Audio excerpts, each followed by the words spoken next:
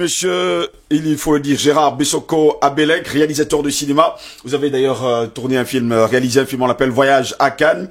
Sélectionné au Festival international de cinéma scolaire de Madrid, en abrégé. Festimage, il faut d'ailleurs préciser par ailleurs que le Festimage 2020, le cinéma du monde, en raison de la pandémie du Covid-19, sera reporté à l'automne prochain. Les dates vous seront d'ailleurs communiquées. Eh bien, c'est ce que nous déclarent d'ailleurs les Espagnols qui, il faut le préciser, organisent ce Festimage. Et justement, vous avez été sélectionné dans le Festimage l'année dernière avec il faut le dire, on appelle ça quoi? Un mini-film, c'est quoi? Oui, c'est un court-métrage qui a été tourné... Un court-métrage de 8 minutes? De 8 minutes, qui a été tourné avec mes élèves de l'école française de Bata. Oui. J'ai eu la chance d'être présélectionné, sélectionné. Justement, pour le Festimage. Représenter, faire bouger le drapeau de la Guinée équatoriale lors de ce festival. Vous êtes équato-guinéen? Je suis camerounais, de père et de mère. Oui, mais vous êtes... De sang. Vous êtes localisé justement du côté de la Guinée équatoriale. Oui, je suis enseignant de cinéma dans cette école. Maintenant, qu'est-ce que vous voulez apporter justement au cinéma camerounais? Justement, c'est une innovation que j'ai besoin d'apporter ici parce que j'ai vu qu'il y a une carence en matière de cinéma scolaire au Cameroun. Alors, pour moi, c'est une innovation. J'ai besoin d'initier un festival de cinéma scolaire au Cameroun. Ça veut dire quoi? Ça veut dire que nous avons besoin d'accompagner ces enfants qui sont talentueux. Oui. Comme je vous disais hier, que Yannick Noah a commencé à jouer avec la raquette étant trop petit. Et alors vous avez vu les résultats qu'il a apportés dans le monde.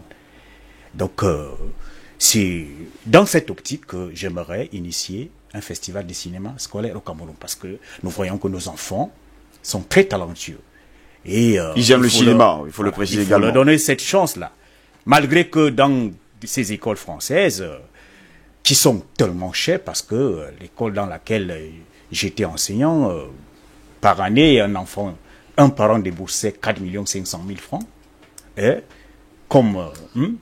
Donc, ça veut dire qu'il faut donner cette chance à tout le monde, même aux enfants désœuvrés, aux enfants de la rue, aux pygmées, voilà, etc., etc. Il faut préciser par ailleurs que le Festimage dans lequel vous avez été sélectionné, il faut le préciser également, prend les films dans 35 pays du monde, même en Afrique. Oui, justement. Et justement, c'est dans ce festival de cinéma que votre court-métrage de 8 minutes, il faut le préciser, a été sélectionné justement au Festimage. Oui, oui, monsieur Ngos. C'est vrai qu'on n'a pas eu forcément les images, il faut le dire, de votre court-métrage. C'est quoi déjà? Il y a les courts-métrages, et essayez un peu de nous expliquer. C'est quoi un court-métrage déjà, vous qui voulez faire un festival de cinéma au Cameroun? Normalement, son court-métrage commence par un film d'une minute. Oui.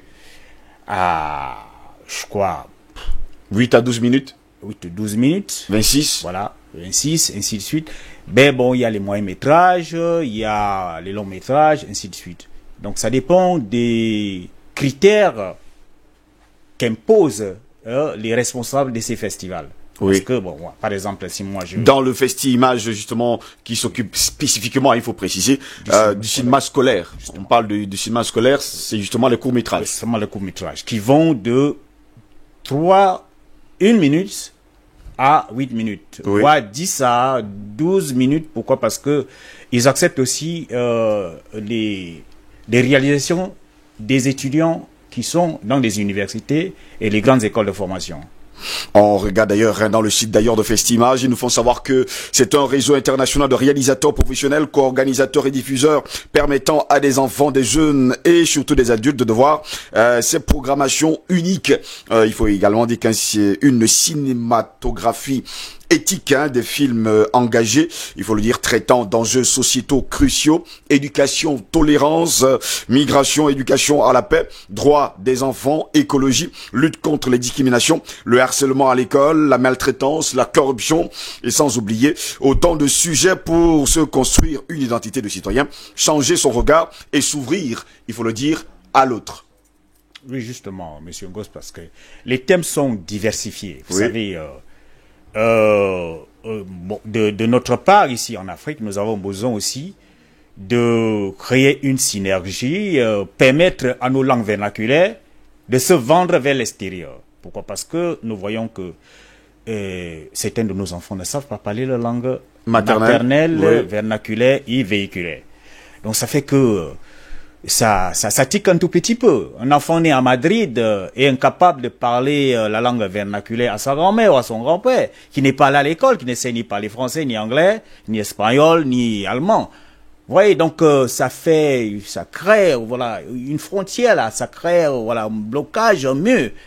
Et il faudrait qu'il y ait une communication entre un grand-père et son petit-fils. Pourquoi? Parce que il y a un transfert de, comment je peux dire, de connaissances, oui, patrimoine culturel. Un enfant a besoin de connaître qui étaient ses parents, d'où ils viennent, quelle est leur culture, voilà. Vous voyez un peu leur tradition alimentaire, comment je peux dire ça, le mets traditionnel, leur art culinaire, oui, vous voyez un peu la musique, le conte traditionnel, ainsi de suite. Vous voyez, donc les enfants ont besoin de s'imprégner de tout ça pour leur développement. Vous comprenez? Parce que dans ces écoles françaises, on voit des enfants de 8 ans qui sont présentateurs de télé, oui, de radio, ainsi de suite. C'est tout un ensemble qui forme un enfant pour devenir un leader. Donc pour vous aujourd'hui, voilà, il faudrait que l'Afrique, le Cameroun, voilà, l'Afrique s'inscrive justement dans ce cas-là pour donner justement l'occasion à ces enfants de se découvrir des talents. Justement. Et aussi de devenir des futurs leaders. Pourquoi? Parce que l'Afrique a besoin des leaders, l'Afrique a besoin des modèles. Oui. Nous voyons Eto'o ici, lorsque Eto'o arrive dans un pays, c'est le drapeau du Cameroun qui flotte. Lorsque Yannick Noah arrive dans un pays, c'est le drapeau du Cameroun qui flotte. Donc on a vu aussi notre brillant professeur Mongo Betty, Alexandre Biyidi. En France, il était enseignant. Mais lorsqu'il a écrit 1, 2, 3 livres, je pense que c'était le drapeau du Cameroun qui flottait. Alors nous avons besoin aussi de vendre l'image du Cameroun vers l'extérieur. Justement parce que si au départ nous avons une base, oui, comme par exemple l'ESTIC, qui est l'une des écoles françaises, qui a formé des gens comme vous, des grands journalistes, qui se vendent de partout dans le monde entier, parce que nous voyons des grands frères comme celui qui a RFI, oui, Alain Foka, qui fait flotter le drapeau du Cameroun. Et nous aussi, nous avons besoin de ce genre de modèle pour que le Cameroun puisse compétir, parce que le football nous a appris à compétir. Alors, il faudrait adapter tout ça dans presque tous les domaines. Dans même le cinéma, il faudrait que le cinéma également domine justement de par le monde. Justement. Et ça passe par les enfants, il faut commencer à former les enfants aujourd'hui. Justement. Merci beaucoup, monsieur Gérard Bessoko à Bélec. Je rappelle que vous êtes réalisateur de cinéma. Vous êtes également enseignant à l'école française de Bata et enseignant de cinéma. Si. Et à From, l'école enfantin à From Guinée équatoriale. À From Guinée équatoriale. Si.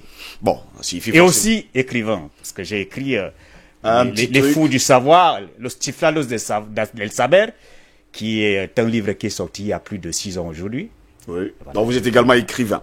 En tout cas, merci d'avoir été d'un autre ce matin, monsieur Gérard Bessoko à Bélec. Merci également de nous avoir rendu visite hier. C'est hier comment je vous ai connu.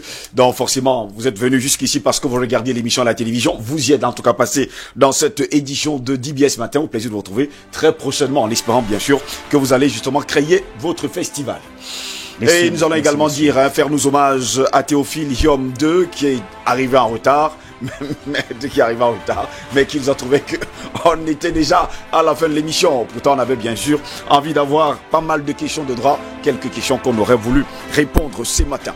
Mesdames, messieurs, vous avez compris, c'est ici que s'achève cette autre édition de DBS Matin. Et comme le disait le Reds dans le XVIIe siècle, lorsque ceux qui commandent ont perdu la honte, ceux qui obéissent perdent le respect. Au plaisir de vous retrouver très prochainement. Restez sur DBS. L'information est en continu sur notre chaîne. Bon week-end. Au revoir.